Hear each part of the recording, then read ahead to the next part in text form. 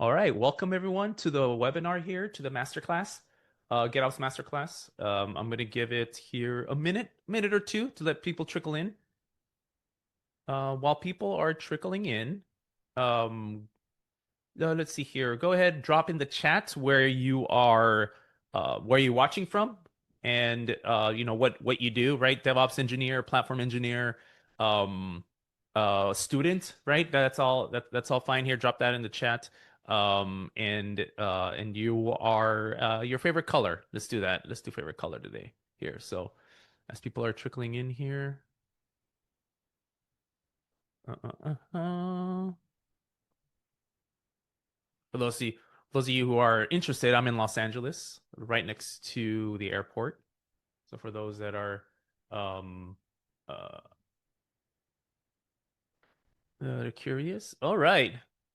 Dubai, favorite color is black. See, my favorite color is red, but for the longest time it was blue. So today I'm wearing a blue shirt here. London, all right, London, awesome, awesome. Um, Czech Republic, one of my favorite. So I'll go on a little tangent. Just Czech Republic. I visited Prague and Brno. Probably one of my favorite cities in Europe. One of the least known hidden gems, I would say. City here, Oregon, black. Oh, green. Okay, you got some blue. Brussels. All right, purple. Peter. Okay, DevSops engineer from Virginia. All right, Virginia. Here we go. East Coaster here, blue. Here, Orange County. All right, you're down the road. Down the road. I could actually, although on the 405, I can probably get to Northern Cal. I could fly to Northern California faster than I could drive to Orange County. So just gonna let you know what the traffic is like here in Los Angeles.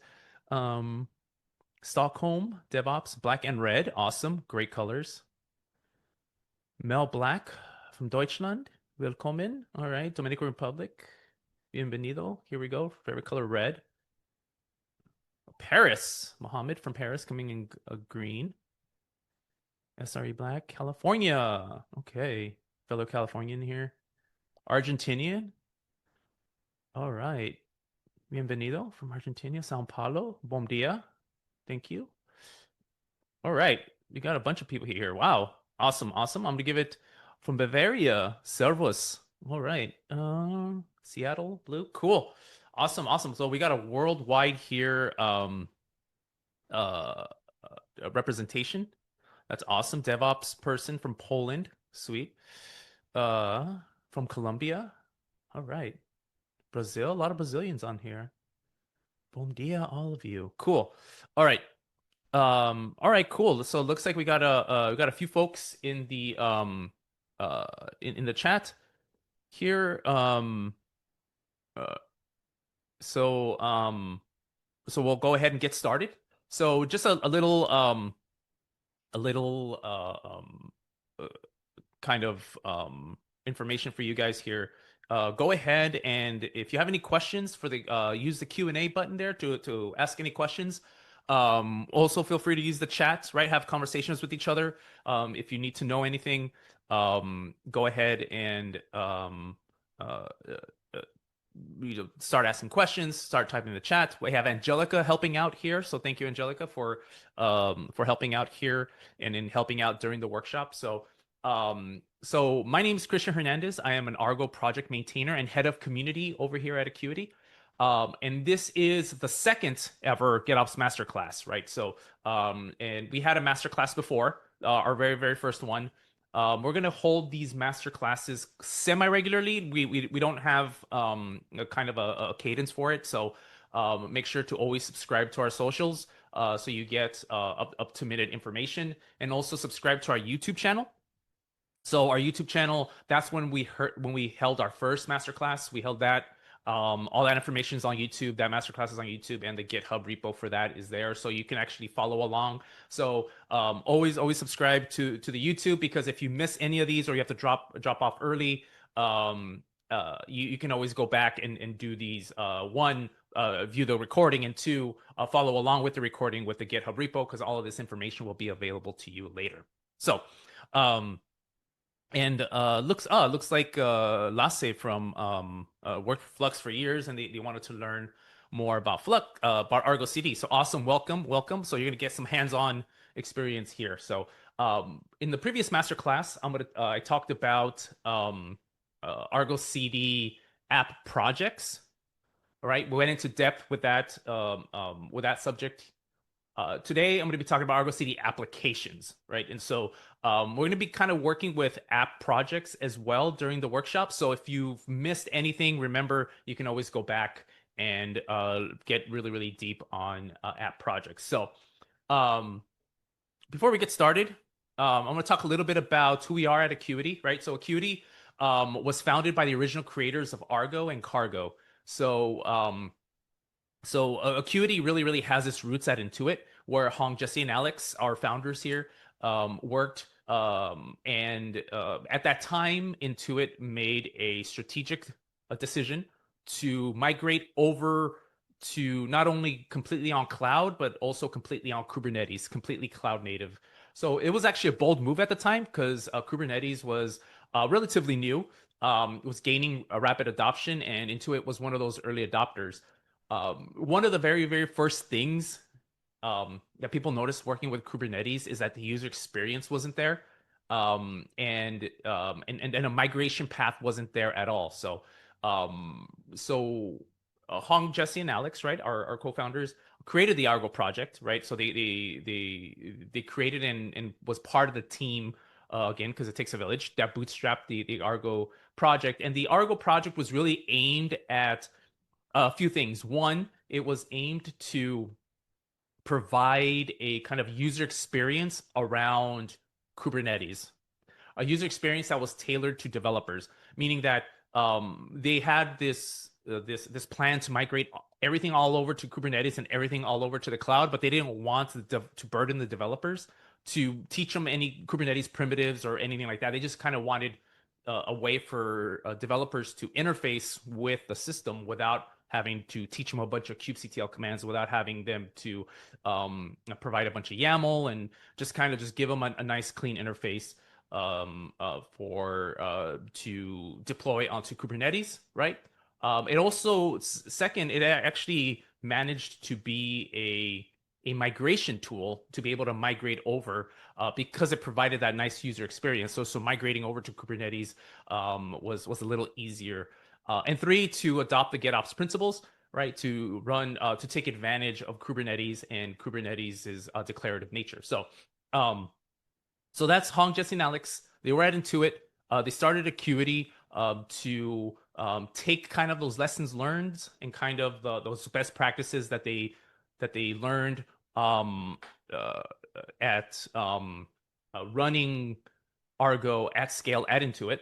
And they codified that into a platform, which is the Akuity platform. So later on, Akuity, we created the Cargo project, right? So the Cargo project, really the brainchild of Hong, Jesse, and Alex. Literally, they kind of thought of this idea at Intuit, but really now at Akuity, they had the cycles to be able to have a platform to do GitOps promotions, right? And so that's kind of the background of Akuity and who we are, where our origins from. So if you think of Akuity, think of kind of the original creators of the Argo project, and now we're we're fully on for GitOps and infrastructure as code promotion with Cargo. So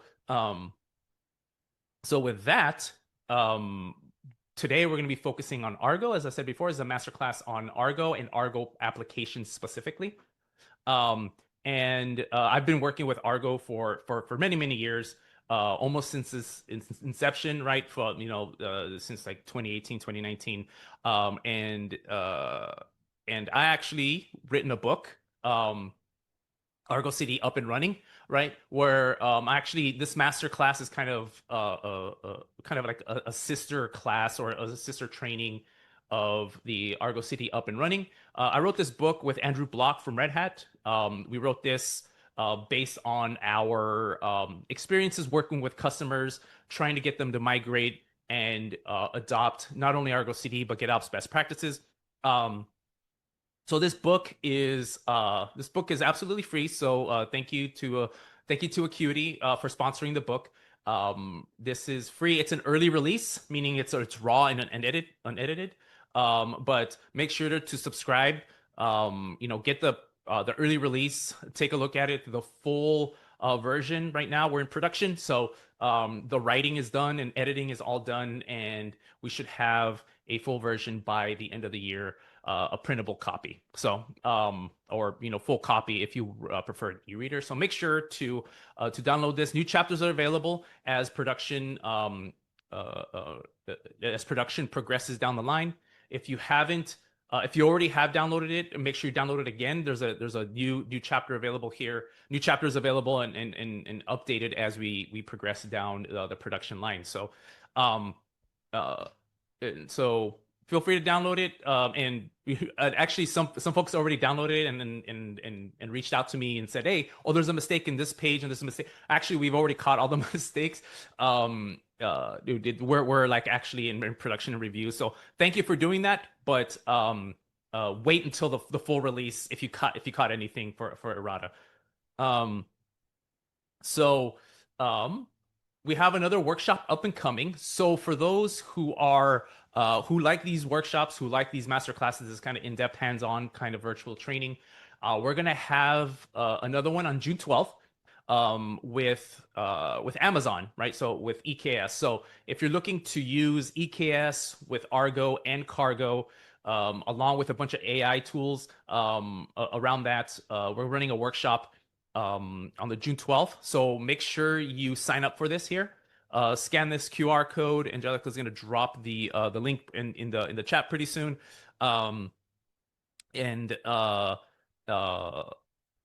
And make sure to sign up for this. We're going to be specifically using EKS. So if for those of you who are on Amazon, those of you who are EKS customers, also you, we're running a workshop here with Patrick from a solutions architect at AWS. He's gonna join us. We're gonna cover how to do everything with GitOps, with Akuity and EKS. So with that, we're gonna talk about the agenda here. Let me 1 second here. There we go. Um, so so the agenda today, so we're gonna go over, this is kind of be split into two parts, right? We're gonna be spending around 90 minutes together, anywhere between 90 minutes to 2 hours, or as much as my voice can handle. We're gonna go to overview of what an application is, right? So for those of you that that are already kind of familiar with Argo CD, just hang tight. There's going to be some basics, but then we're going to go over some kind of like sync options, kind of some of these hidden gems that I found with sync options. And then we're going to talk about best practices as we go along. After this, after kind of this primer on what an Argo CD application, and for the Flux guy here, you're going to really want to pay attention for the application portion. We're going to have a hands-on workshop afterwards, right? So we'll provide the links to the workshops, and then I'll walk you through the workshop. And don't worry, we're gonna have everything's on Codespaces. It's gonna be on GitHub. You're gonna be able to do it. I use dev containers, so even if you want to use something like Gitpod, it should work as well. So workshop, we're gonna have kind of best practices on how to customize environments, right? So using Kustomize. We're gonna use Helm hierarchy and overrides, right? So this is kind of like how to best handle Helm and Helm value files and in a GitOps Argo CD friendly way. Because I've seen a lot of things out there on how to manage it, so I figured to go over that. And then sync impersonation is something relatively new for the Flux person. It's something Flux has had for a while, but now it's come to Argo CD. It's a really cool way to customize Argo and how Argo syncs in a with security in mind, right? So you can have kind of the baseline security there. So with that, further ado, and it looks like Angelica dropped the link to the workshop with AWS. So go ahead, sign up for that. Reserve your seat now, and we'll have that on the 12th, in a couple weeks from now. So application overview. So before we go into the workshop and dive and get hands-on with Argo CD applications, I want to talk about Argo CD applications themselves, right? So application with capital A because what is an Argo CD application? Argo CD application, it's a CRD for managing resources, right? So capital A application, as I like to call it. And basically, it's a Kubernetes resource deployment interface. So what I mean by that, so let's take a look at the picture to the right there here. Kubernetes, for those of you who don't know, is made up of individual loosely coupled objects, right? And when I say loosely coupled is because they don't have any direct relationship with each other. Um, for example, like if you do a deployment and you have a service, right? Those are individual objects with their own individual life cycle, and they're really only connected together via labels, right? And so, like, how do you expose uh, uh, uh, how do you have a service and you have a deployment, right, running a web app? How do you expose that web app via that service? Well, you just label them the same, right? App equals deployment, app equals web app or whatever on both of those resources, and then magic happens on the back end, right? And so if you think about it, your applications is made up of all of these resources, right? Maybe not just one deployment, multiple deployments, a stateful set, volumes, multiple services, an autoscaler, a secret, a configuration map, an ingress or a gateway, other CRDs, right? Yada yada yada, right? The list goes on and on and on.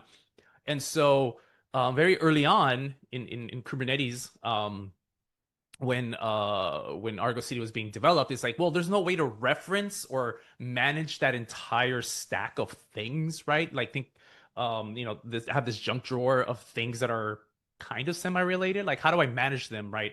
And so that's what an Argo CD application is, right? So it's a pointer to to these loosely coupled Kubernetes objects that you want to handle as a single unit, right? And so it's an interface. I say it's an interface into these objects. And Argo CD by default um, supports raw YAML. Really, like if you have a directory with just a bunch of YAML or a single huge YAML file, Argo CD will manage that. It'll automatically detect Kustomize, right, and run Kustomize build. And then it'll automatically detect Helm, right, as well. So so you have these these kind of three categories currently, these three categories of where Argo CD can detect, right? In the end, it all turns into raw YAML. I'll go over that in a second. But you can just give it raw YAML, meaning just like a single YAML file, and Argo CD just applies it as is.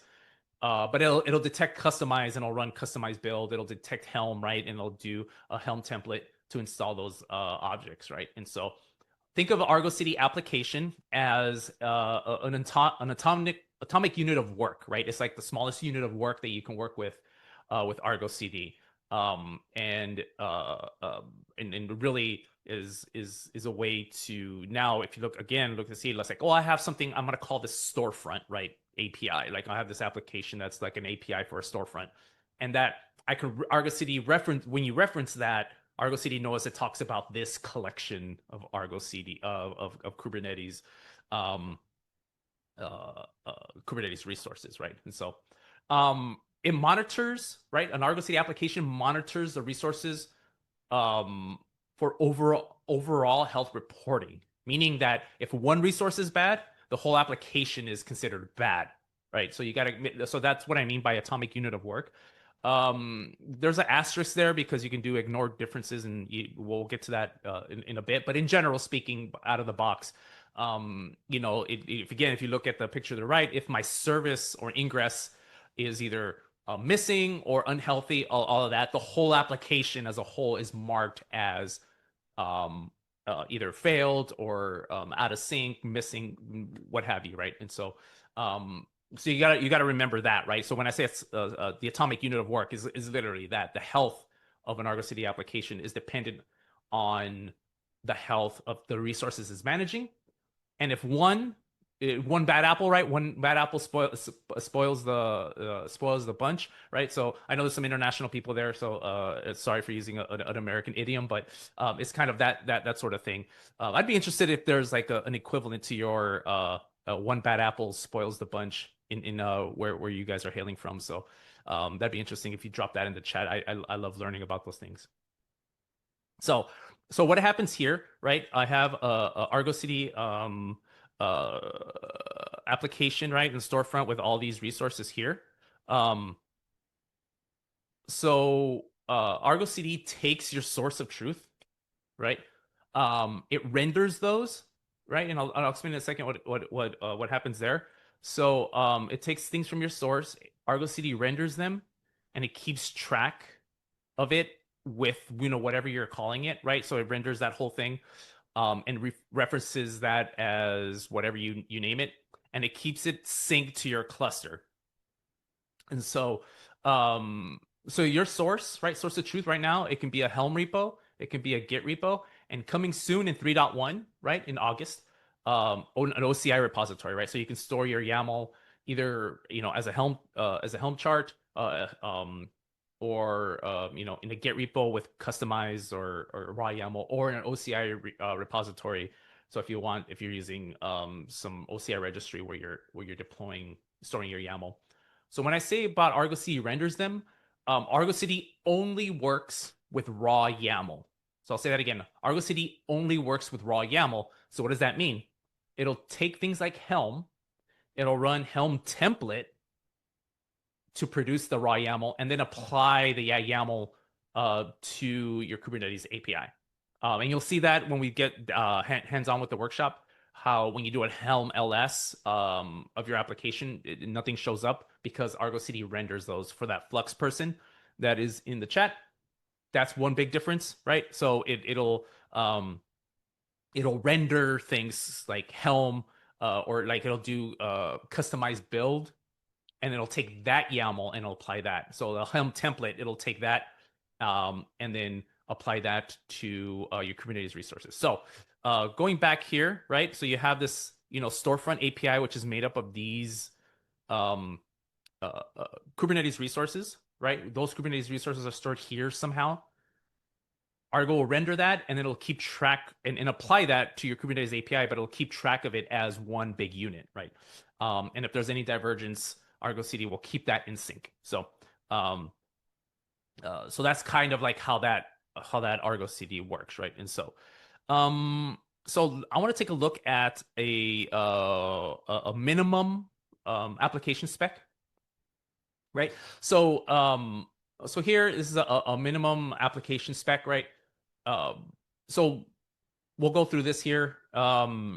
Specification is name, member, storefront API. It's like, how do I want to reference this big, my junk drawer, right? Junk drawer full of my storage full of like these random objects here.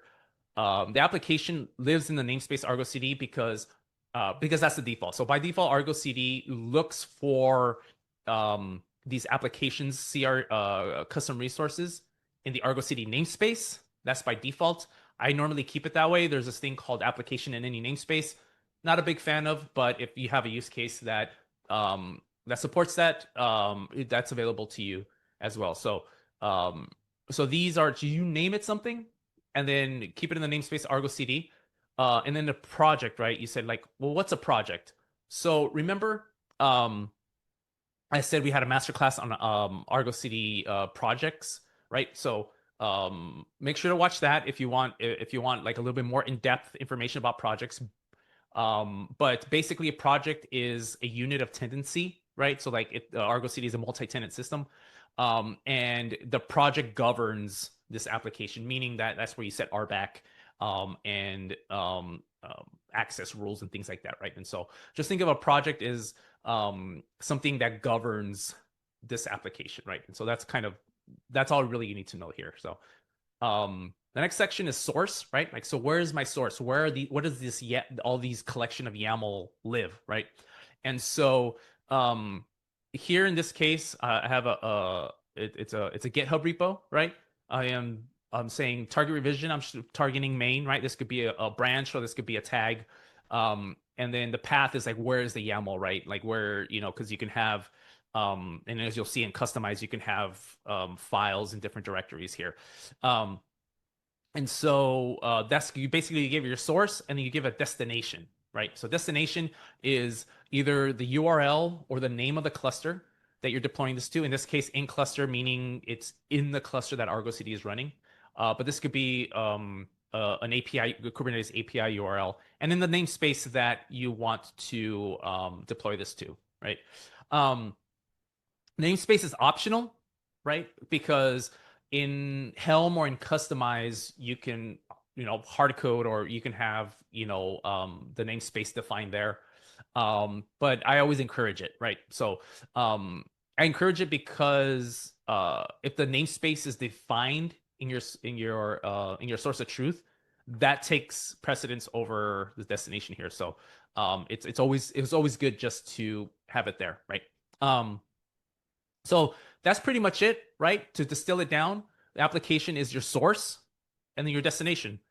For the Flux person, there's just one thing, right? So I know in Flux you have customizations and you have Helm releases. None of that exists. We just have one resource called an application, and in your application you define what it is. Um, and Argo CD will automatically detect it as well. So you don't really have to say this is customized or this is Helm. It just Argo CD just kind of knows, or does its best to know, right? So that's application spec. It's really, really, really simple, really, really easy to get started, right? But what if you want to um, um, change the behavior, right, of how an application syncs something, right? So, for example, like if you want to deploy something, and you want to, keep it in Git, right? You want to stay with the GitOps principles. If you want to keep it in Git, um, um, but when you delete an application, you don't want to like delete it, right? That delete like one of the biggest use case for that is like a persistent volume, right? You may want the application deleted, but you may want the storage to stick around. So maybe you don't want Argo CD to delete or prune this resource. Namespace is another thing, right? A namespace is like, okay, I want you to maybe delete when I delete this application, maybe I want you to delete the resources, but maybe not the namespace. I want you to keep that around, or I want you to prompt me.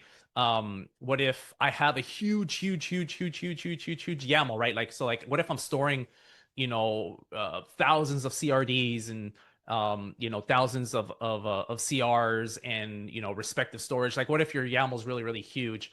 Maybe I want to do server-side apply, right? Maybe I want to do server-side apply that to be able to keep that in sync, right? Like, what if I want to server-side apply a specific resource versus the whole thing? So, Argo CD has this is like another again, I'm gonna call out the Flux guy because he's there. This is another difference between like Flux and Argo. Argo has a support for partial syncs, meaning that you can define very, very specifically how you want the sync to behave.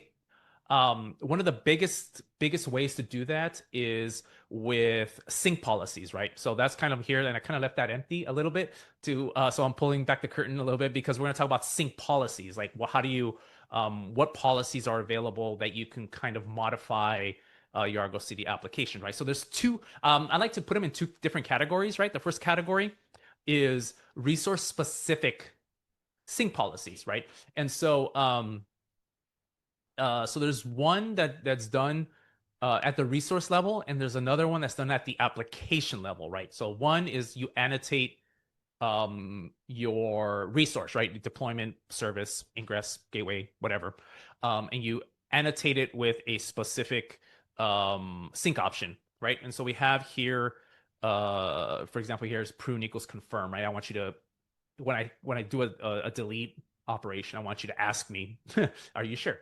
Um, and then there's application specific resources, right? And so that's where that sync option is, where I showed you in the last slide is like you add these sync options that govern the application sync, right? And so let's look at an application specific, right?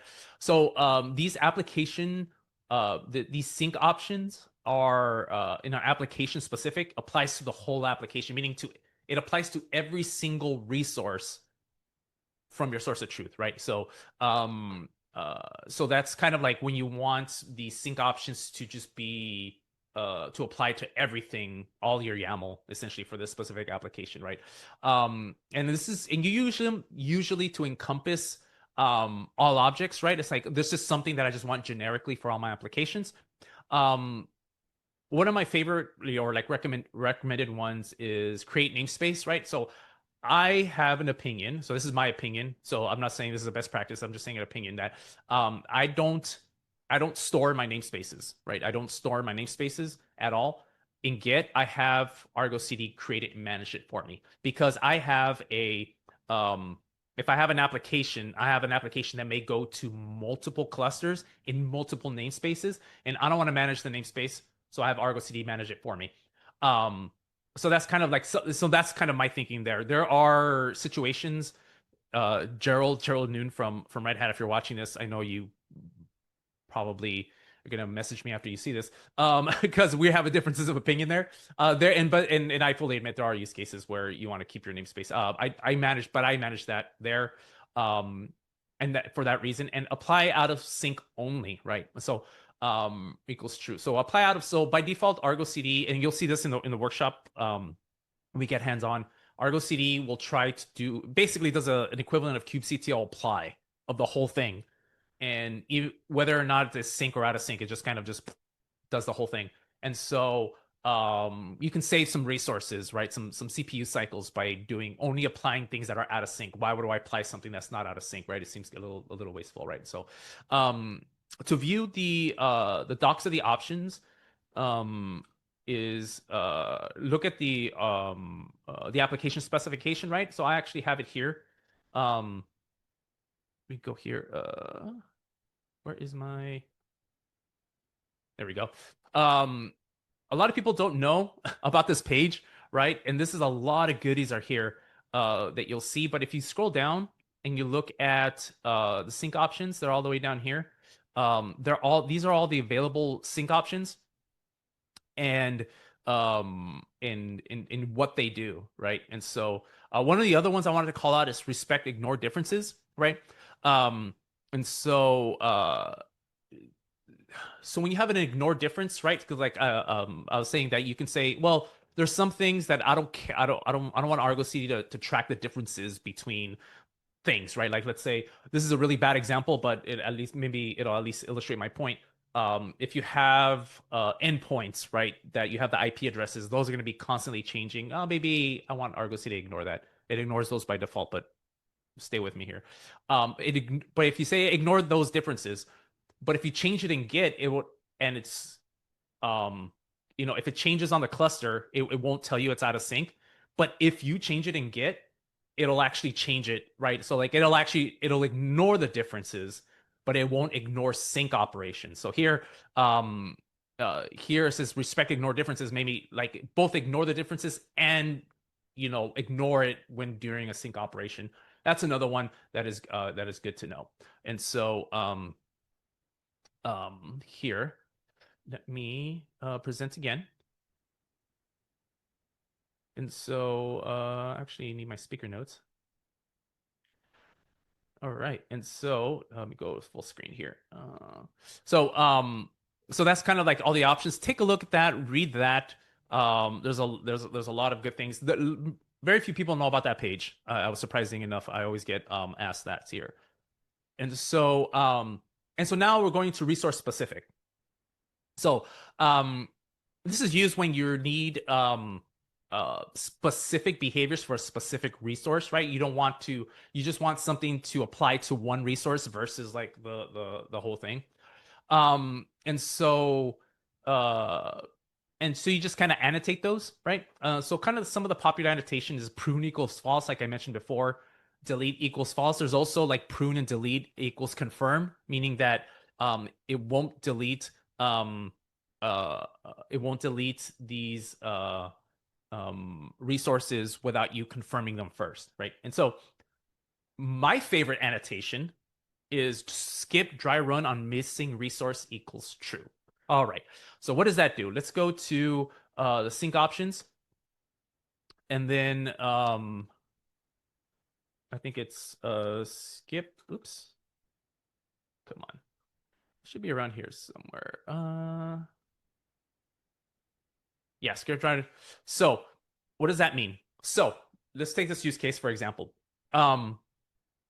if you have a CRD and a CR as part of the same manifest, you're going to get errors, right? Because it's going to try to validate, it's going to do a dry run and validate that CRD before it gets applied. It's going to give you an error because that CR, right? The CR that you're trying to apply against is there's no CRD for it yet because it's part of the same. Like you kind of get this chicken egg problem, right? It's like, well, I want to apply the CRD and then apply the CR, but it won't sync because the CR is not there for me to apply, but it's apply. So all is that to say is that we'll just skip the dry run, right? So two things happen here. One is Argo CD will just skip the dry run and it'll try to apply. It'll of course fail maybe the first few times, but since Argo CD has retries, by the second or third time it'll just be successful, right? Which I like to call eventual consistency. You rely on the eventual consistency of Kubernetes, right? What's really, really cool is this is completely harmless, which is why I really, really love using it because the dry run will still be executed if the CRD is present, right? So meaning that it'll do the dry run if the CRD is present, but if the CRD isn't present, then it won't do the dry run. So it's actually really, really harmless to do. One of my favorite ones, one of the ones I really, really recommend on resources, especially if you're working with CRDs, for those who are using OpenShift. This is perfect for the operator framework, right? If you're using operators and you want to manage that with Argo CD, this is like probably like my favorite annotation there. And normally this doesn't hurt to apply to everything, right? But if you want to be more specific, I always annotate things like CRs and CRDs and things like that. So that's kind of one of my favorite ones here. Is skip dry run, right? And so again, view that doc, right? Angelica put that doc there. And so one of the things I want to touch on, right? And we're gonna have this maybe as another masterclass for the down the line, but I'll talk about it briefly. So Argo CD, right? It says it works on any Kubernetes object, right? Well, Argo CD itself, right? An application itself is a Kubernetes object, so you can actually have an application that manages other applications. We call app of apps. I'm going to be mentioning it during the workshop, but it was originally conceived as a method of bootstrapping Argo, right? Like I want to have one app, and then what if I have 500 apps? I just want to apply one app that then applies other things, right? And so, and basically, it's just an Argo CD application that consists of other Argo CD applications. The challenge with that is that there's no templating, right? So a lot of people started using Helm to templatize things, and I think that's still a very valid use case. But also it's not dynamic, right? And so so that's why there's this other thing called ApplicationSets. We're going to be working with ApplicationSets, which is why I think I want to touch on this a little bit here. So think of ApplicationSets as an application factory, right? So basically, it's based on generators. Like, how do I generate Argo CD applications, right? I hate using the word templating because people assume you have a bunch of control like you do with Helm. It does not. Think of it as a generator, right? You have templating functions, but it's actually a generator. You think about it as an assembly line, right? Like an assembly line just does what it does, right? There's no like wiggle room. It's not dynamic. It doesn't change, right? Like it's kind of just produces something based on what you want to generate, right? And so it doesn't replace app of apps, right? You're going to be kind of using it together, but it has one of the cool things is it has something like a pull request generator, which creates an application when a new pull request happens. So that's kind of something I've done with like a Loft where I want to test something really quick, right? So I want to do a V cluster. I spin up a V cluster. I use the PR generator to deploy to that V cluster. Looks good, cool. When I merge it, everything gets deleted and the new version is out. So anyways, just kind of talking about application sets, just kind of think about, application app of apps is just an application that deploys other applications. Application sets generate applications based on dynamic generators, right? And so, and remember, you have templating like functions, but it's not a templating thing. Like if you really, really want a templating solution, I would recommend using Helm that generates Argo CD applications. So with all that said, right, with all that primer, what you're here, what you we've been waiting for here. We're gonna spend like maybe the next half hour, 45 minutes or so on this workshop here. So what do you need, right? So you're gonna need a GitHub account, right? You're gonna need enough credits to use Codespaces, and don't worry, your free credits is definitely enough to use Codespaces. I've been on the free tier testing this for the past few weeks, so as long as you have enough um, free credits for Codespaces, it should just work. It's a few cents to run this workshop. I do need you to be familiar with Argo CD, but at the very least, Kubernetes in general. Be familiar with GitHub. I think that's all fine. I think most of us here are. And just to let you know again, and as Angelica said before, this video recording will be it's gonna be on YouTube, and two, this GitHub repo will always be there. As long as you follow the instructions, you should be good there. So I'm gonna give a few people a few more minutes here. I want to see if there's any questions. Here, well, someone in the Q&A asked, is it possible to see ApplicationSet in the UI without having to use the app of apps to create it? The answer is currently no. And so the answer is currently no. On the Akuity platform, though, you can, right? We have plugins. There are plugins available on the Akuity platform that lets you see the app of apps without using an application lets you see an application set without using the app of apps. And so that is if you want to see that in action, you can definitely sign up for an Akuity trial here. So looks like I had enough here. Angelica posted that the template, and then let's get started, right? Let's get here. So here, let me make my screen a little bigger because you're gonna probably want to see it here. You should be here, right? So here is the masterclass template. Make sure you're on the applications masterclass, because we have a lot of these repos, right? And so the other day I got confused and I spun up a from my previous one. I was like, hey, where's all my work? So make sure you're on the applications run and the README. As long as it says applications, you're good. Step one really is you're going to use this template. Right, so on the top right, click use this template, and then click create new repository. I'm going to open this in a new tab, but it should open up in the same window. But again, step one, use this template, create new repository. We got there. It should bring this up here. Choose your owner, right? As you see, I am part of a lot of repos, but I'm going to choose your own username. If you want to choose an org, that's fine. But I think I didn't test it with an org, so I think it's better. Make sure you choose the right owner. Choose myself. Repository name it something. I'm just gonna choose whichever GitHub recommends, right? Like those auto-generated ones, or you just choose something, right? Something unique for you. Leave everything else the same, right? So kind of the only thing you should really change here is the owner, and give it a repository name and click on create repository. This will generate repository for you. So here, let's see here. Should we create a new one for this workspace? From the last one will not be sufficient. Correct. Yeah, create a new one. If you have a repo from the last masterclass, this is a completely new one. So yeah, so this is a completely new one. You have to do it. That's actually a good suggestion to have like kind of one basic one and then use the repos. But I'll take a note of that. That's actually kind of a good idea. So it should be here. It should have forked it. It should be here. I'm gonna give it a few seconds for people to kind of like get to this point here. But once you get here, on the top right corner, you're gonna click on code, and then you're gonna click on the Codespaces tab here on the right, and then click on create Codespace on main. The other day, literally yesterday night, they were doing maintenance on Codespaces. So if there's any weirdness, they should be done. Looks like they're done, right? I don't get a warning. But they were doing maintenance yesterday, so you may have to do some, delete and recreate if you run into issues. But hopefully not. The workshop gods, let's say, hopefully smiles on us today.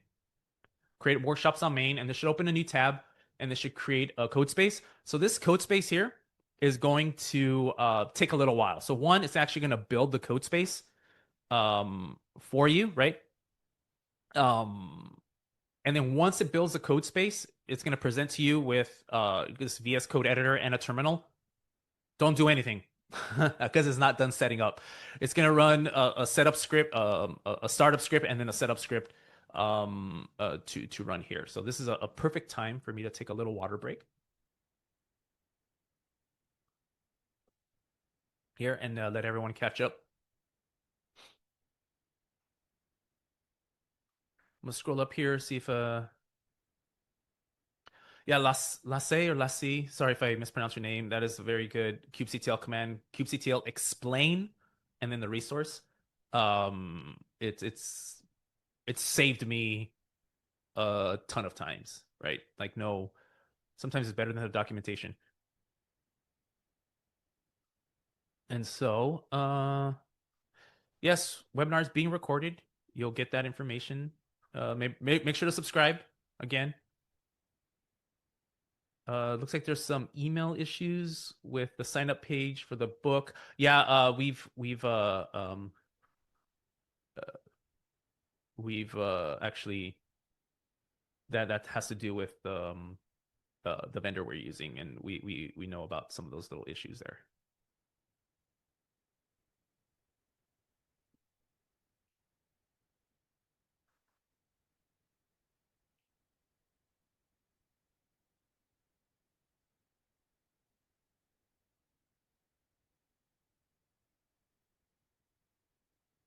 All right.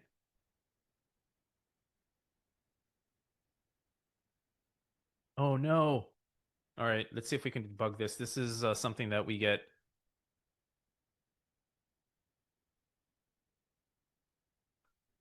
Let's see. I had actually feeling this was going to happen for whatever reason because of the maintenance yesterday. It's one of those things that it worked yesterday, right? Okay, that's fine. That's fine. Okay.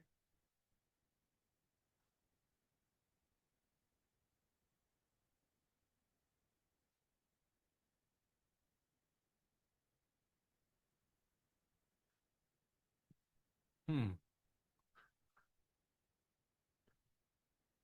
Something Docker build. Oh, wow.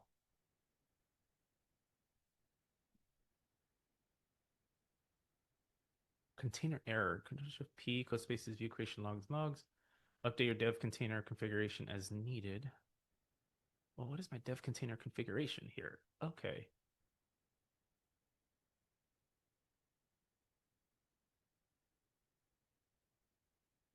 Oh, looks like is Ubuntu having an issue here? Failed to fetch. Unable to connect to archive. Ubuntu.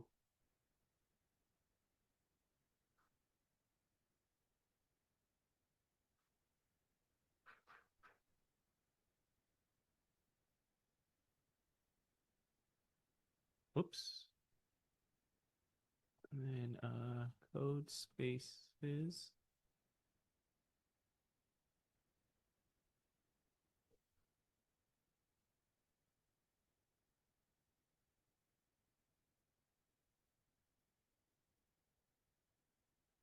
Control Shift P. And that brings up a private window. Yeah, rebuild container. Complains out IP tables have no installation candidate. Well, that is.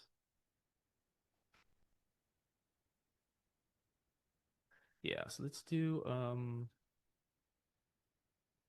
dev container scripts post post create. Yeah, this is not the container. Okay, interesting. So let's go here. Some live debugging. Akuity dev container. Okay, that's fine. Is there another version of Docker in Docker? There is an issue with the Ubuntu repos. Oh,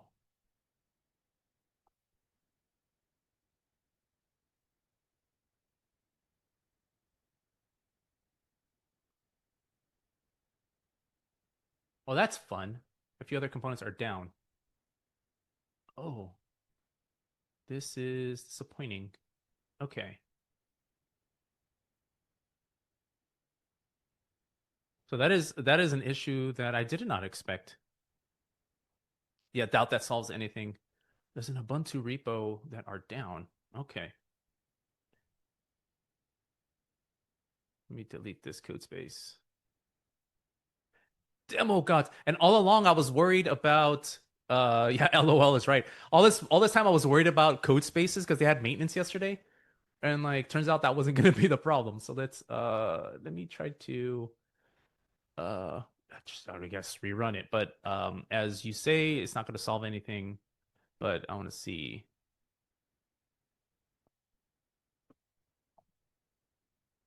Yeah.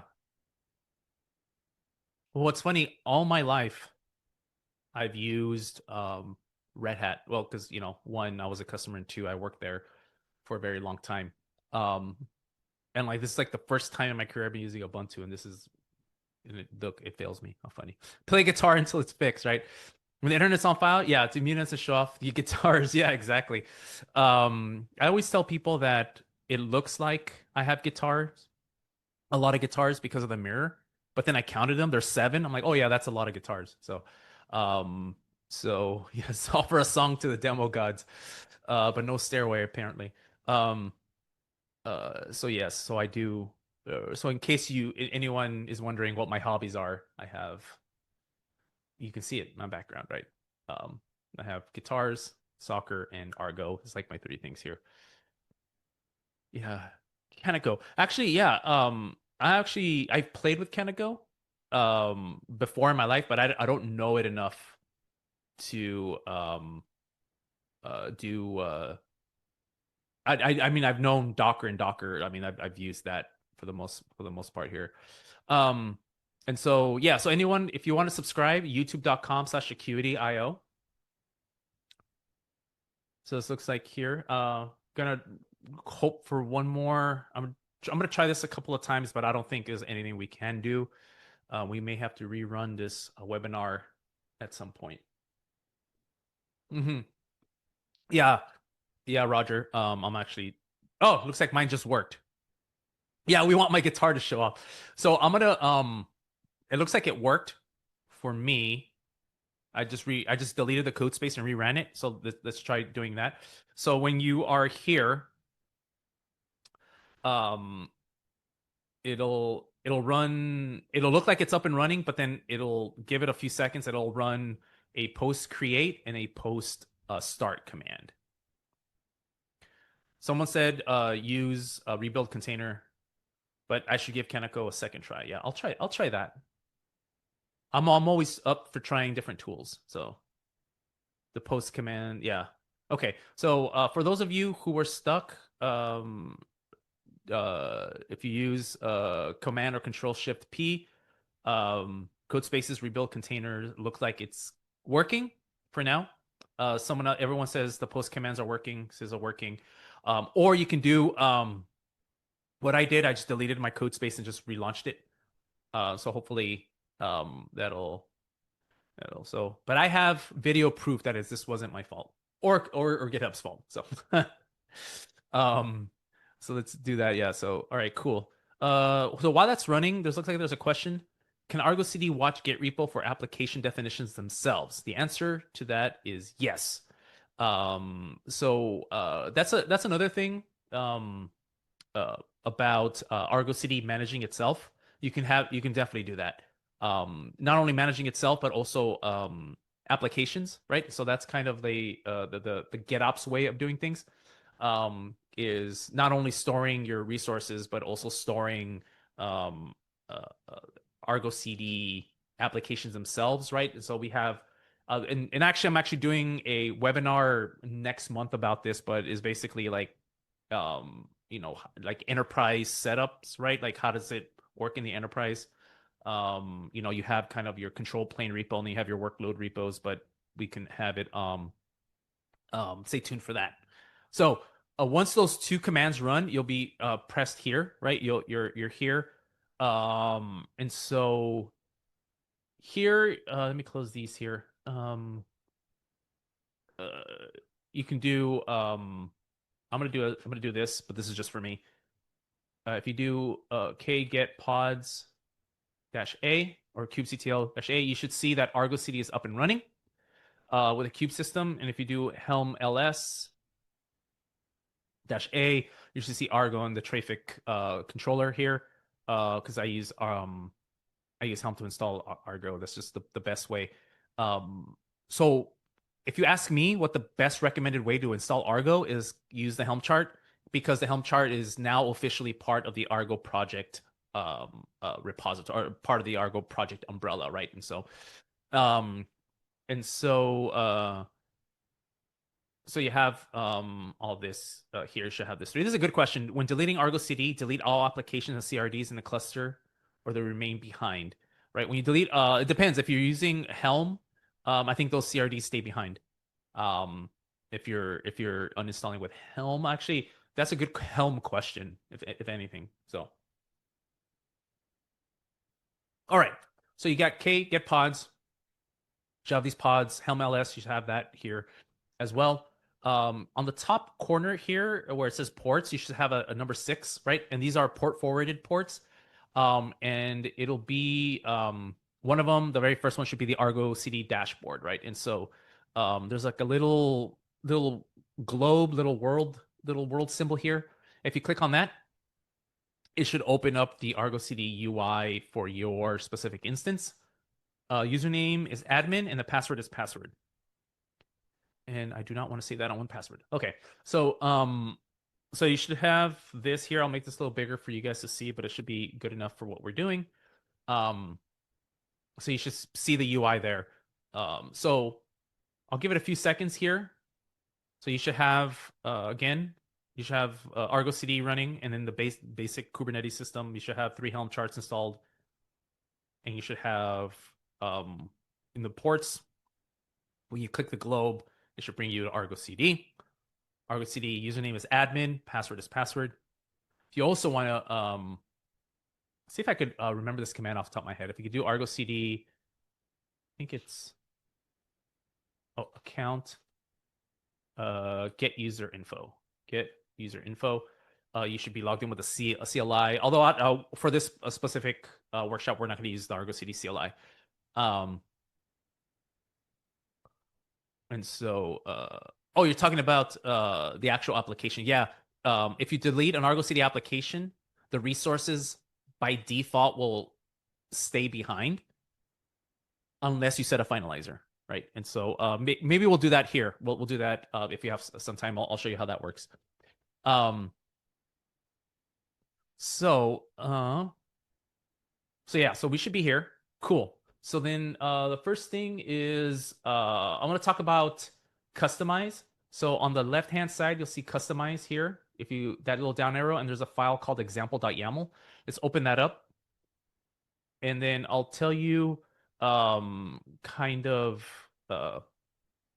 some of the, I'm going to talk about level of abstraction and where to do it, right? Both on Kustomize and Helm. That's kind of going to be the theme here, for the next, 20-ish minutes or so. And so, so you have your source code repo, right? And you have your destination, right? But then you can actually run customized configurations inside of your Argo CD application, right? So those of you who looked at the application spec may have noticed that, hey, I can do things like put a name prefix. I can, customize the image. I can even do patches here. But I actually don't recommend doing the mutation here, right? And so for many reasons, right? Like if you're going to have many environments, right? You're going to have this configuration be different, right? So like in dev, my patches may be different in dev as it is in production, for example, or like in dev, I use a config map generator.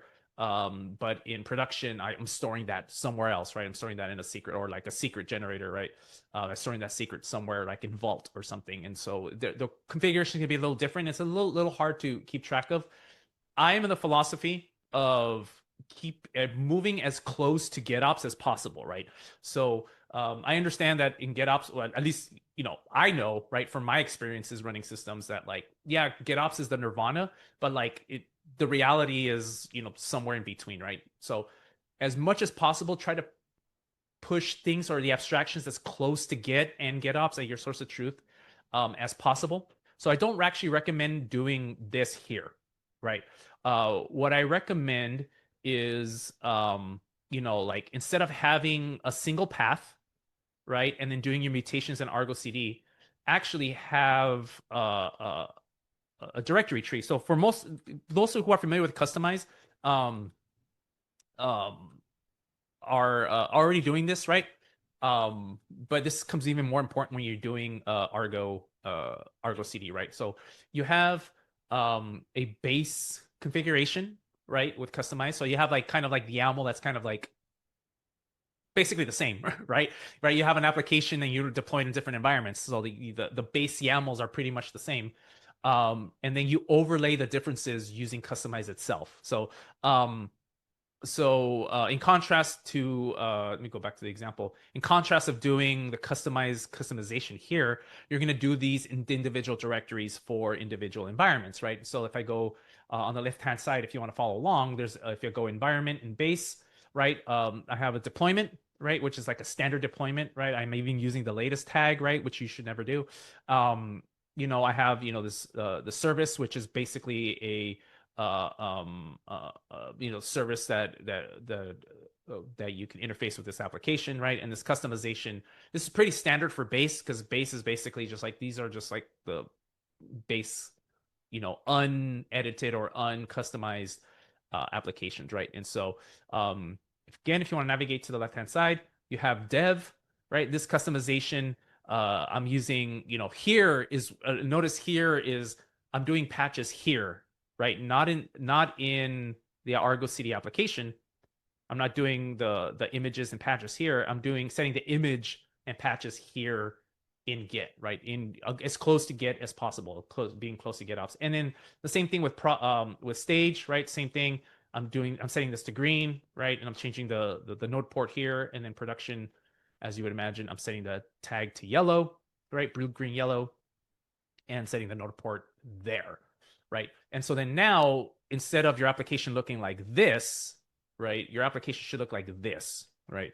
So this is dev application, right? So basically, it keeps the application specification as simple as possible, especially when dealing with multiple environments. All the changes should be happening in Git as close to Git as possible. So dev looks like this. Not much different for stage and not much different for prod. So let's apply these here real quick. To do that, let's do dev first. So first apply dev, right? Angelica is going to post that command there. But kubectl apply -f customize dev. This should bring up a dev application.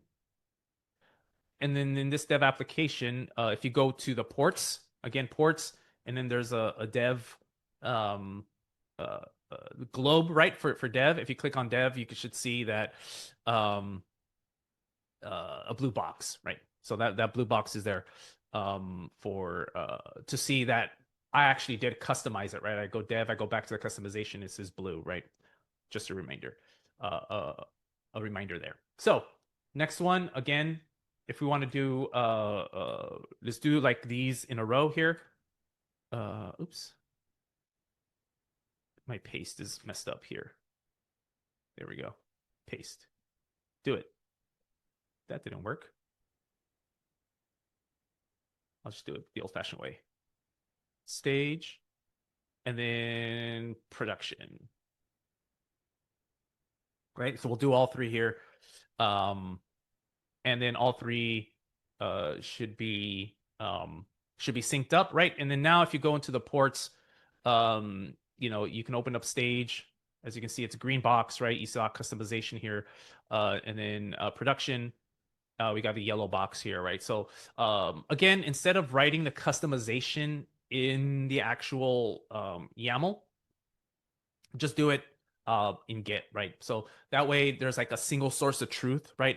Everyone can look at that and then know what's running on the system. They don't have to look at the Argo CD application and see where the mutation is. Like you want to do mutation as far away from your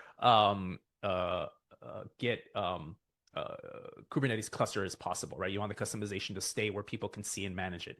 And so, as you probably have noted, so if you look at dev and you look at stage and prod, right? So dev, stage, and prod, there's not really a lot of differences, right, between the three. So this is a very, very good use case to use application sets, right? So you'll see the difference here. The only difference here is that this name is different, and you notice there's just only three differences, right, between this file, and this file, right? So why do we have to manage three YAMLs when we can only manage one, right? And so I had an example of an application set, and I'll kind of go over this here. Here I'm going to use when I explained before, I used a generator, right? About generators, about generating an application. This generator, I'm going to use a list generator. What is a list generator? Simple key value pairs. Basically, key value pairs, and they can be whatever you want them to be. And then so this here, dev, stage, and prod. And then I say templatize this for me. So anytime you see a dot environment right here, replace it with dev, stage, or prod, right? And again, 1, 2, 3, right? So now I have three apps. Instead of managing three YAMLs for three different apps, since they're all basically the same, I'm going to use an application set to generate those for me. I don't have to sit and manage three different YAMLs, right? And so, so the first thing to do is actually let's delete these here. Oh, there was a question here about deleting, right? So here I did not set a finalizer, so therefore, if I delete these apps, the resources should stay. So let's test this theory. So run this command. Delete those apps, right? And so deleting those apps, Angelica's going to post those commands in the chat. But basically, or you can delete them one by one by kubectl delete, and you can delete these one by one. The application should be gone. But if you do Kubernetes or kubectl, let me just be very thorough here. Get pods, you'll notice that the resources stayed, right? Because I didn't set a finalizer. So there's the answer to your question, right? I didn't set a finalizer, so the resources stay. So you can delete the applications. And this is very good to show like why, because if I do a kubectl apply of the app set, those same apps come up automatically, and since they're already there, the Argo CD has nothing to sync, right? So it's all green, and it all stays here. And if you want to test this out, you can go back onto those should still be the same and working there. So here you'll see the app set, and you see the three applications, right? And then you can do Argo CD. Oops, actually, kubectl get app sets, right? And you'll see that there's an app set there that you created. And if you do get apps, right, and you see those three there. So the only thing is that app set object doesn't show up in the UI currently. So so that's kind of how you customize environments. Instead of actually using your abstraction should be as close to Git as possible. And this is the same with Helm, right? So then let's go on the left-hand side here. And then look at the Helm and look at the example Helm I have here. Again,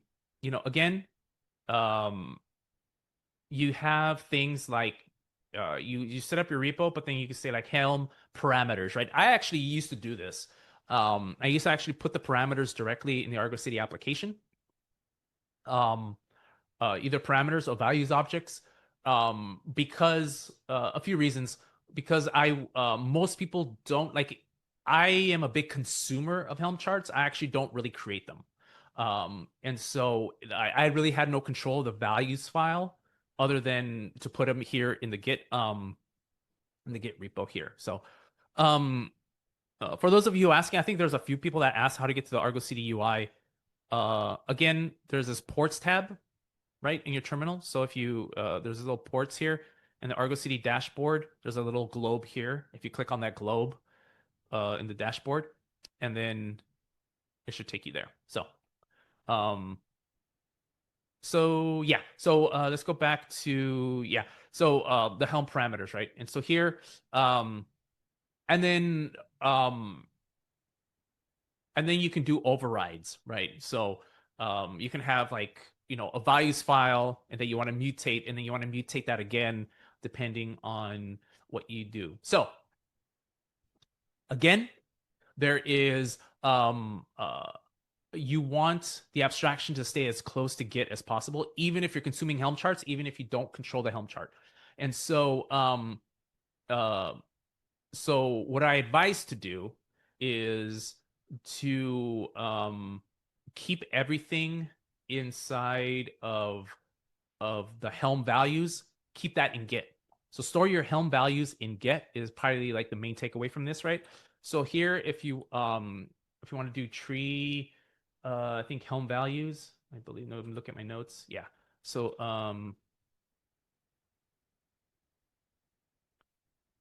yeah, tree Helm values. Let me go back here. I need to remove that spell checker. And then you see that I'm storing, there's two directories, right? I have common values, right? So values that I want, um, values that I want all my systems to have, right? Because like there's like this, what we call, what we call in the industry corporate standard build, right? There's like a standard of common values, and then you want to override those based on environments, right? And so let's look at the values for the common, right? Common values. So for the values for this specific Helm chart, that I don't control. At least I don't have this in this repo. If I look at this here, I have this Helm. We're going to be consuming this Helm chart from this repo, right? And technically from here, but I am storing them here. We're going to be consuming the simple go, and these are the default values, right? So replica count equals 1, image tag latest, and some sort of app configuration. But for my common values, I actually want to switch the replica count to 2. Right. So I'm consuming that. And then first thing I'm doing is I'm overriding the default values, right, for my own environment. But then I have different environments, right? So like in the dev environment, maybe I want a specific app config, right? I'm gonna say, hey, this app configuration is for dev. This specific app configuration is for stage.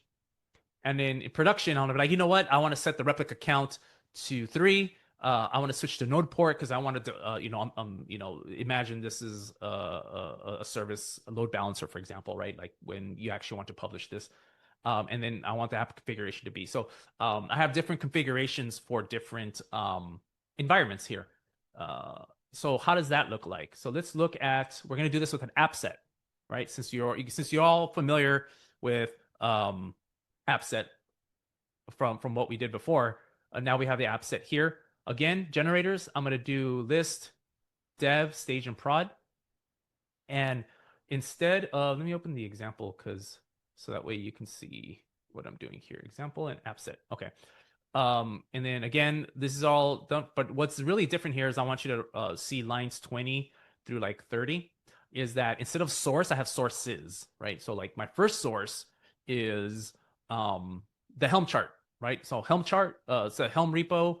And I want this specific chart, this specific revision, and the values files, right? So like values files, I can stack them, right? And basically, the last one wins, right? So as you're going down the list, like this list could be like 5, right?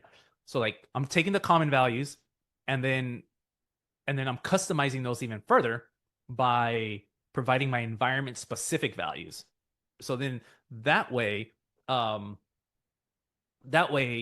you don't have to have multiple Helm configuration, right? Like so here, So instead of having like 3 or 4 or 5 or 6 different Helm application specifications, you just have one app set, and then you have many values files. So this value files, I'm actually here, I'm storing it in this repo, right? So this repo, pretend I'm not at Akuity. I don't have access to this repo. I'm just consuming a Helm chart.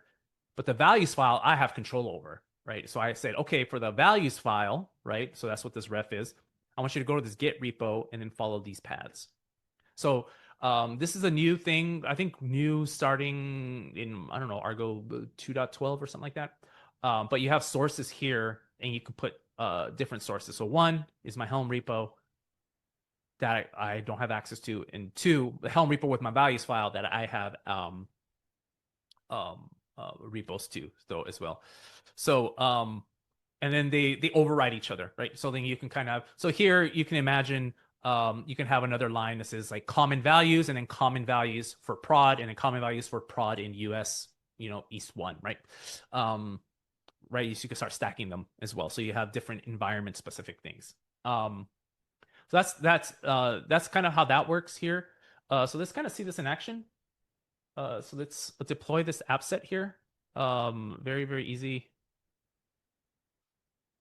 Deploy the app set, and again, these applications, it should store here, and it should start syncing, right? And so, where's prod here? Yeah, so you notice here prod, and now it has 3, right? Remember, my custom value file, it said for prod I want 3, but for everything else, like dev, I want 2, so I have 2, the scale of 2 here, and then stage just have 2, the scale of 2 there.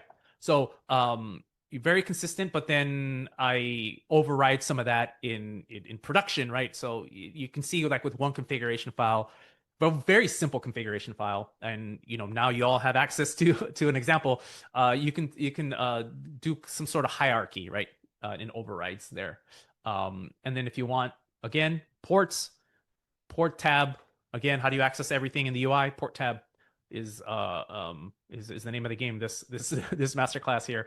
And go to the ports, and you see that I have this application, and this stage is prod. And so if you want to play around with this, mess around with the values file. If you want to put different port numbers and things like that, you can. And then I'll leave this as homework. Tag me on LinkedIn or on Blue Sky. Add a port here, and you can do 3 0 1 8 8, right, or whatever, and then deploy that and see how that works. So I'll do that for homework, because the last thing is what I want to talk about is sync impersonation. Yeah, extra credit there. Angelica will send you a fun sticker. All right, I'll let folks catch up while I drink some water. So sync impersonation. So let's go back to the slide here so I can talk at this for a little bit. So when Argo CD syncs things or deploys things, Argo CD uses the same service account for all operations by default. I'll say that again. Argo CD uses the same service account for all operations by default. That service account has cluster admin. So it's basically Argo CD has a cluster admin, or essentially think about root super user at a Linux machine. Argo CD has effectively that kind of control over your cluster, and that's by design actually. And actually, I don't necessarily think that's a bad thing. If you are using Argo CD, but then using kubectl commands, like if your end users are using kubectl commands, you're not really utilizing Argo CD in its fullest potential, because the idea of Argo CD is you don't need to use kubectl. You just use the UI, right? And the UI has its RBAC. I should do a masterclass on RBAC, to be honest with you, so you can see that powerful. But there's security implications, right?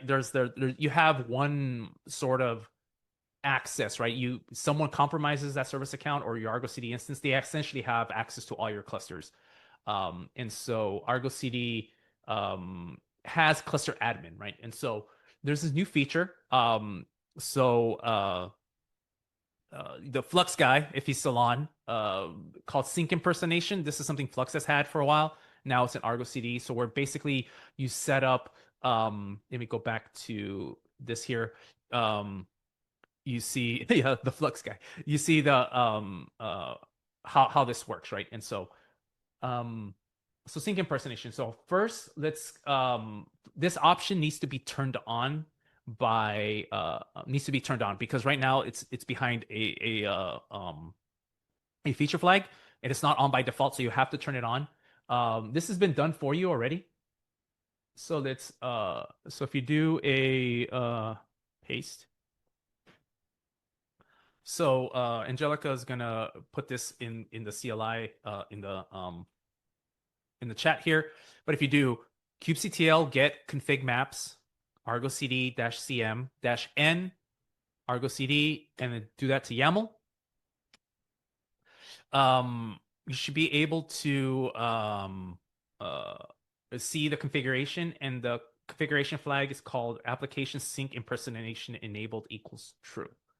So if you have a test system at home or your home lab, or if you want to do this later, if you want to turn this feature on, is called you turn it on by editing the config map and setting this this option to true. Right. This has already been done for you, so you don't need to do it, but just kind of just know if in case you want to do it on your own, right? And so on your test systems. So once you set that, then it's already set up. There's another configuration you need to do. And so on the left-hand side, if you go to impersonation and you go to project Endor, as you can see, I'm a Star Wars nerd a little bit. I have this app project. Again, app projects govern applications. To get into depth that, watch my other masterclass on Argo CD Applications. We just went down a big rabbit hole with our with app projects. So feel free go ahead and watch that to get more in depth. But here in general, I want you to focus on lines 15 through 18 here, right? So I say, so any Argo CD application that is governed by this app project, I want you to, anytime someone deploys to this server, to this Kubernetes cluster, that deploys to this namespace, I want you to use this service account, right? So anytime you do a sync to this cluster on this namespace, I want you to use this service account, right? So that's basically how this app project works, how the destination service account works, right? So you say, all right, so then when you take a look at the application, the application is actually pretty simple. You don't really have to do anything, right? I actually even turned off the sync policy so we can see this in action, right? And so so you have this application, and then I want you to pay attention to line 7. So this application here is governed by this project, the project Endor, right? So that means anything, any RBAC or any configuration or any constraints that you have set here, this application will be governed by that. And the only thing that we have right now is saying, hey, anytime you deploy to this namespace, to this cluster, and this cluster is the cluster we're working on, use this default service account. So that's, and everything else is pretty much the same, right? In the application. So the application, you don't really have to do much in the application. Actually, you don't have to do anything other than verify that you're using the project that you are that you want to govern this with, right?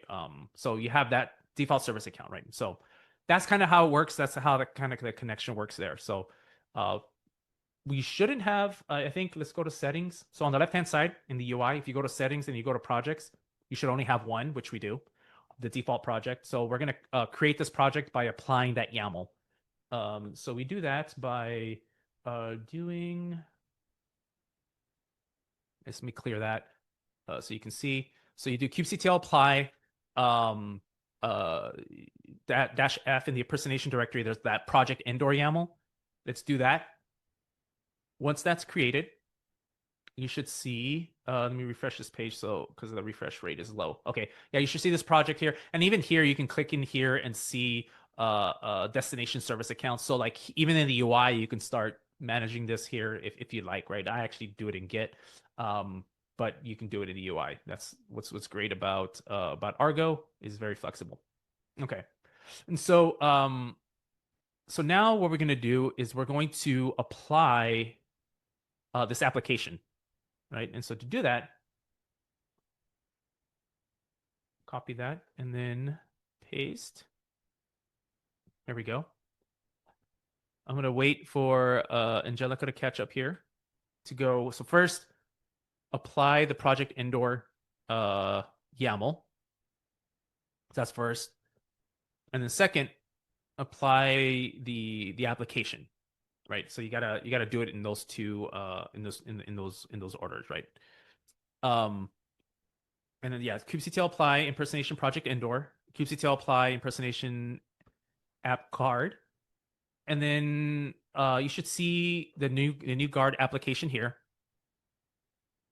And it should say missing and out of sync because I turned off auto sync. So go ahead and click on that card, right? So once you do apply the project indoor, and once you apply the app card, um, come to the UI. You should see this here, and then click on it. I'll take a little water break for people to catch up a little bit. What we're going to do is we're going to sync it, and it should automatically fail, right? So it actually failed for a few reasons. For one, if I take a look at the YAML, it's going to deploy to the namespace called guard, right? But if I do k get namespaces, there's actually no card namespace, right? So there's no namespace. So Argo CD, and if you look at the here, I don't have create namespace equals true. It's not there, so it'll fail for that. So what do we have to do? Let's create the namespace.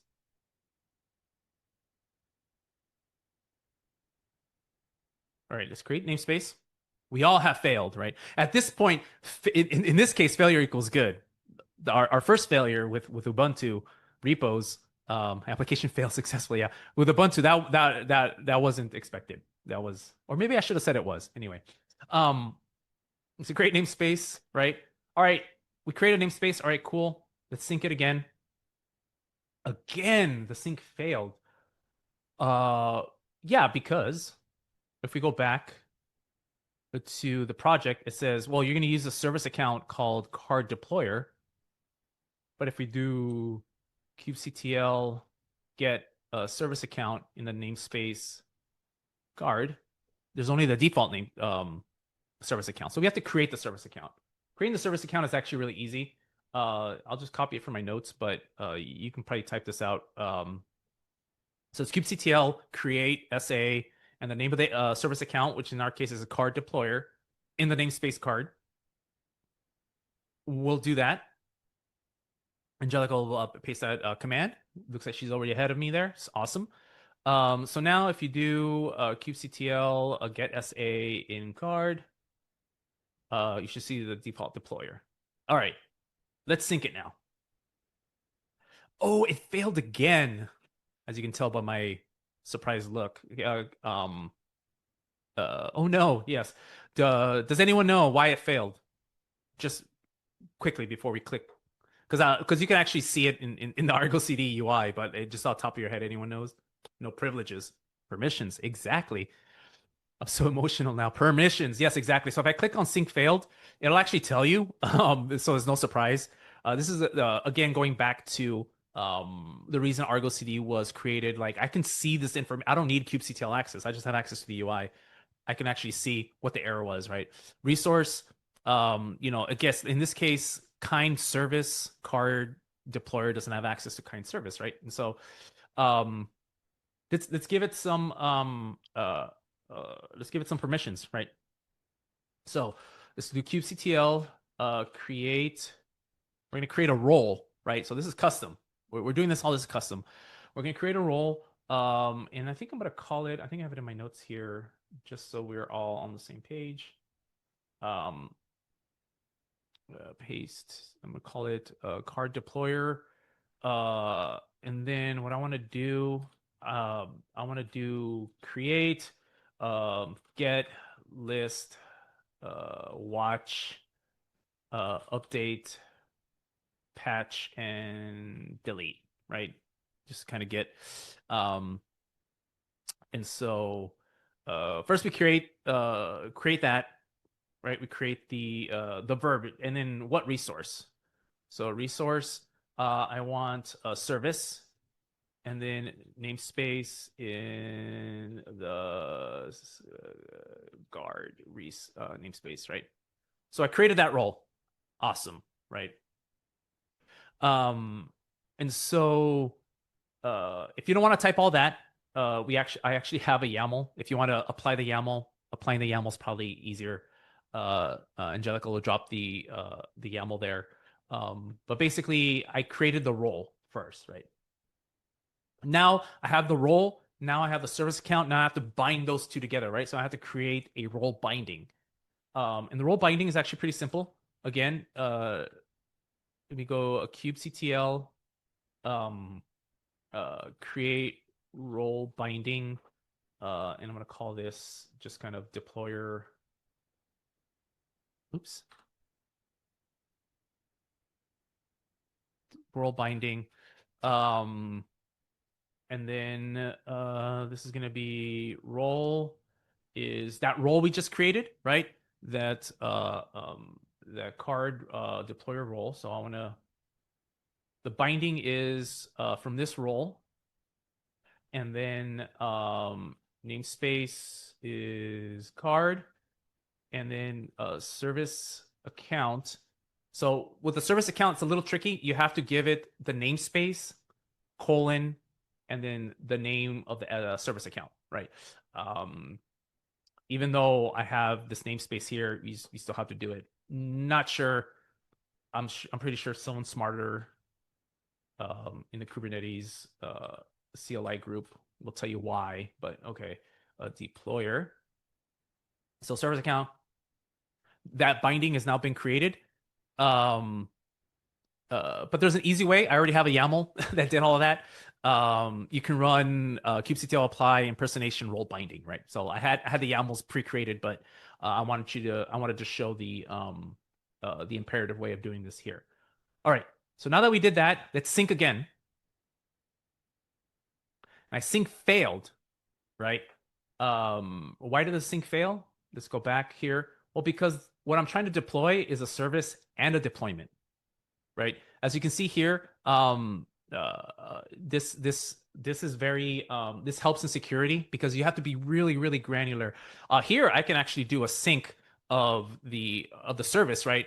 And since I have access to the service, it'll actually sync that service for me, right? But if I do a sync of the deployment, it'll fail because I don't have access to the deployment, right? So did that on purpose.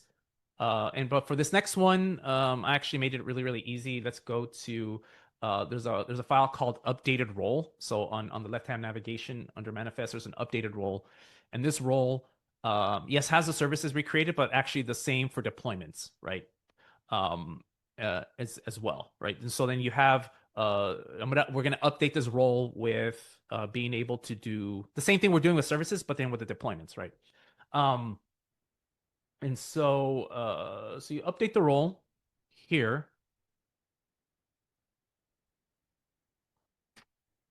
And then you should get this warning about server side, apply and patching or whatever. It doesn't matter. That should be fine. So synchronize this, and now everything's in sync. It's awesome. You can do that here. And yes, so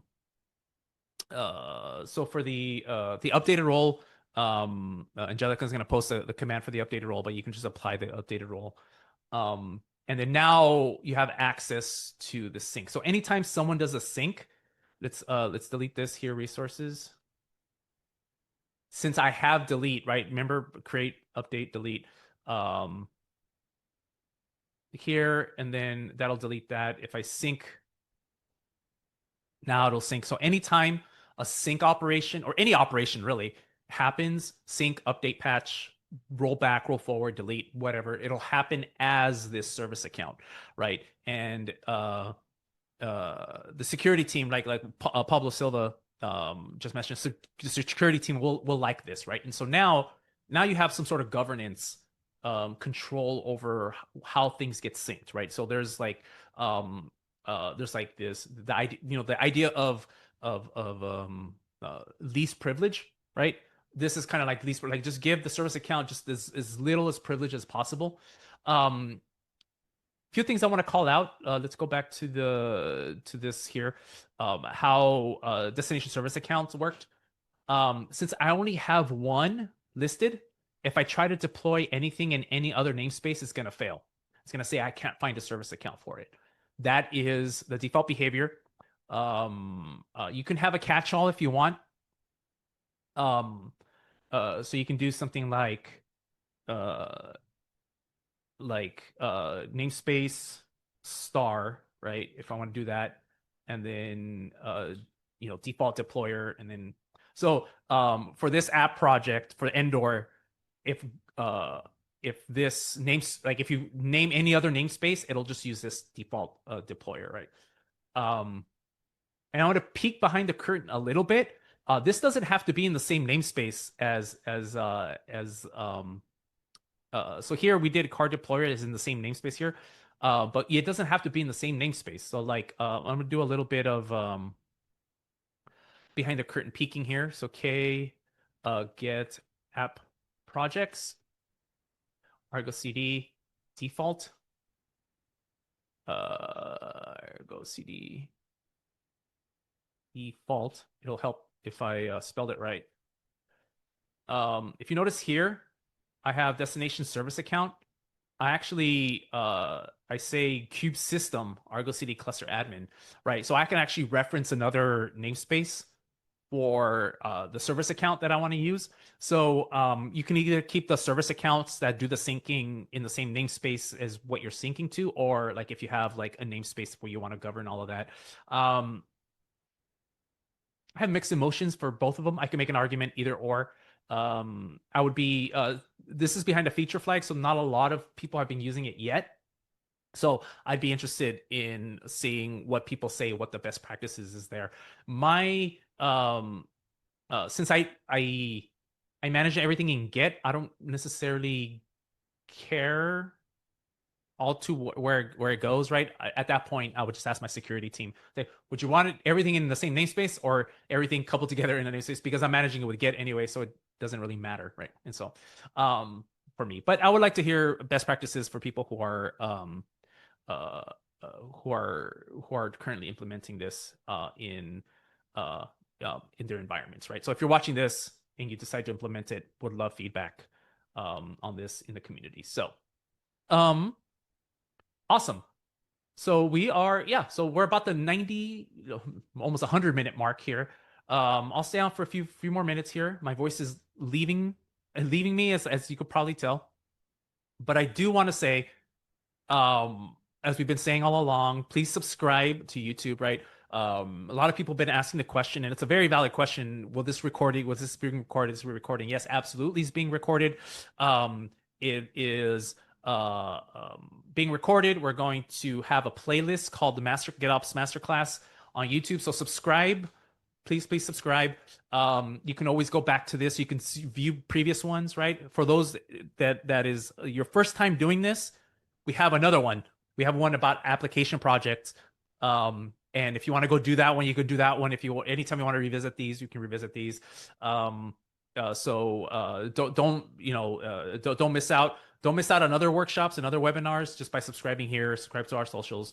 They're gonna have everyone says so it looks like the next masterclass, maybe next quarter, we're gonna do an RBAC one, because that's it gets a little tricky and everyone wants to look. It looks like the people have spoken, and I think I'm gonna do it on RBAC next time. So all right, awesome. Yeah, so for those, again, watch this video on YouTube.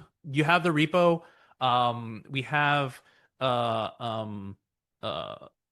we're having a Discord also, so join us on Discord. Angelica is going to drop our Discord link in there. We have a masterclass a channel there if you want to drop questions or anything, or if you're doing anything, or if any PRs, right? Like, we're going to keep these updated, and if you run into issues or anything that could be improved, it's all there, all open source. So again, my name is Christian. Thank you Thank you for attending this, and thank you for putting up with the Ubuntu issue that we had earlier. And I'll see you at the next one. And June 12th, remember we're having a workshop on EKS and using Akuity on EKS. Thank you, everyone.